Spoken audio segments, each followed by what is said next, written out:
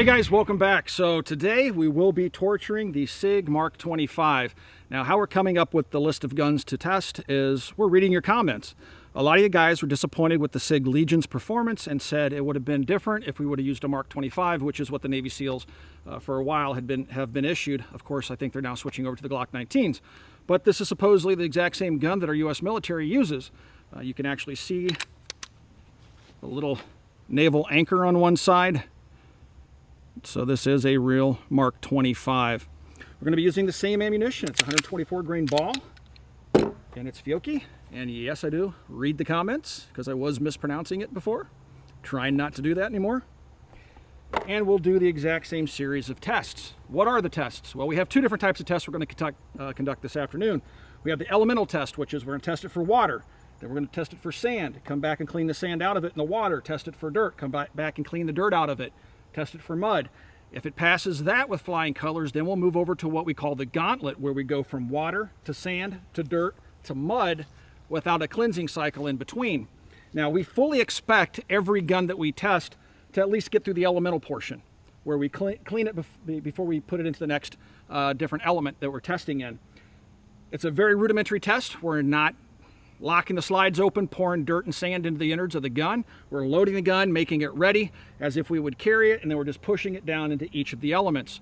So it's not an excruciating test by any means, we don't believe. Now the gauntlet, where we go from one to the other to the other to the other with no cleansing cycle, is pushing things a little bit further. But again, we're not locking the slides to the rear and packing the guns full of debris. We're trying to make it as real world as possible, even in the gauntlet, where it's very unlikely that you're going to experience water, then sand, then dirt, then mud, all in one gunfight, right? So anyway, let's go ahead and make sure we got everything all fluffed up here. All right, we do read the comments. You guys had some suggestions on how we conduct the testing, and we have rolled those suggestions over into the testing methodology. So let's go ahead and make the gun ready. Put the hammer down. We're going to set it in the water and wait for the bubbles to stop coming out, and we'll fire 10 rounds. All right, here we go.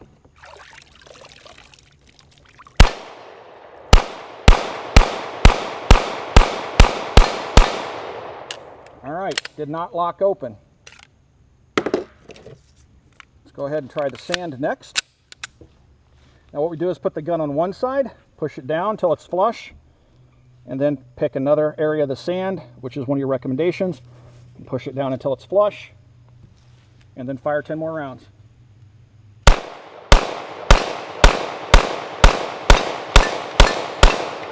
Locked open just fine that time. Let's go ahead and clean the gun off.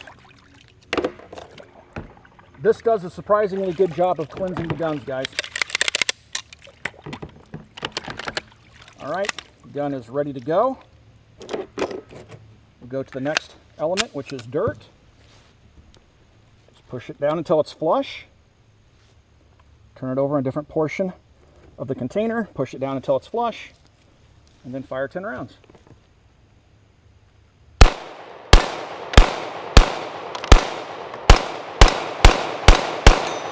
Locks open. Rinse the gun off here very quickly. Make sure we get all the crud out of it as best we can. All right. And then we go over to the mud. Make the gun ready, push it down until it's flush. Turn it over, push it down until it's flush, and then 10 rounds. All right, so it failed to go into battery. So what we'll do is remedial action. That is a recommendation of you guys. So we'll tap racket. And again, it did not go into battery. And I cannot force it into battery. So I'm going to point it down range, pull the trigger. You can see it will not fire. The slide is out of battery. And I cannot make it go home. All right, guys. So I do have a live round in the chamber. I'm going to go ahead and make the weapon safe. Comes right out, but the action is very gritty. You can hear and feel the grit in the action. Let's go ahead and clean the gun off. Now, none of the guns get cleaned before we go to the next stage. We'll go ahead and run the gauntlet on this pistol because it did well up until it hit the mud. I'm going to go ahead and fire off the remaining ammunition that I have just to confirm function. And then we'll have to stop and load up the magazines. We will not clean the pistol. And then we'll go ahead and put it through the gauntlet and see how it does. But I could not make the weapon work again with remedial action.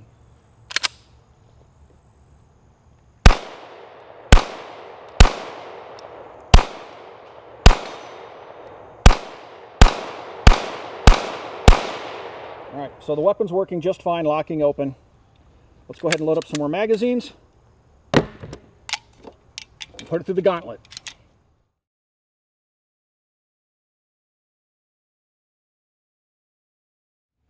Okay guys, we've got the gun working. We function checked it just in the end of the last segment.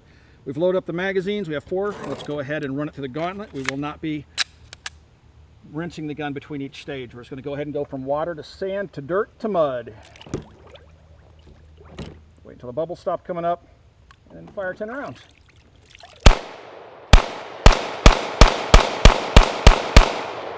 I will also point out that Sam thinks that my thumb was writing the slide stop on that failure to lock back in the first test, so I do not think it was a fault of the pistol.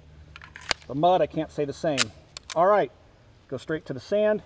We do things a bit differently here. We just kind of cover the gun up. We don't really press it into the top side. Flip it over, bring the sand up, and fire 10 rounds.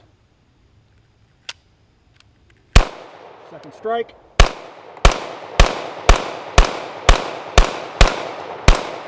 Yeah, ejection's getting really erratic and soft.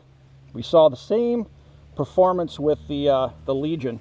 Last round stovepipe. Yep. And you had to pull it twice on the first one. That's interesting. So let's go ahead and get that magazine out of it. Put another one in. Go straight to the dirt. Slide is very sluggish, guys. Push it down. Bring some of the dirt up on it. Flip it over. Push it down. Bring some of the dirt up on it. All right, here we go. Second strike again. And there, it's just, you can see the rounds are just barely making it out. I don't think it picked up the next round. It did. All right, and then we had a malfunction, so it's not kicking the spent cases out. All right, I have a few rounds left. I'm going to go ahead and stop the test. The gun's not going to make it through the mud. It's just not, the ejection's way too soft. Let's, yeah, what the heck. Do we have another magazine?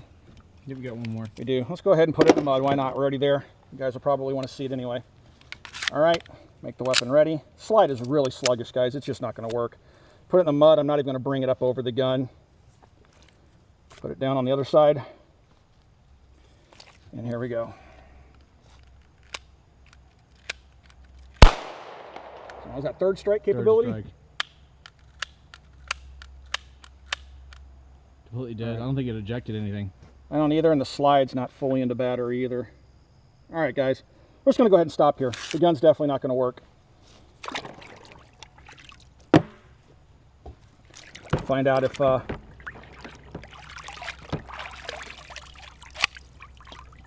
So it did have a live round in there. It just wasn't going to fire it after 4 or 5 tries.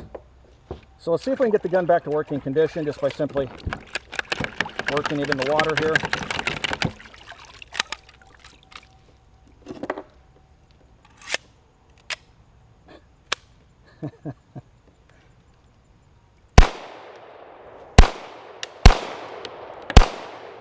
So the ejection is still a little bit erratic.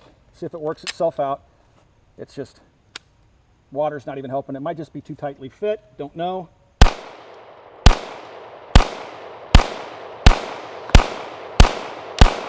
You can see the rounds just kind of popping out, but it's working. That's it, guys. Stay tuned for final thoughts here in a few minutes.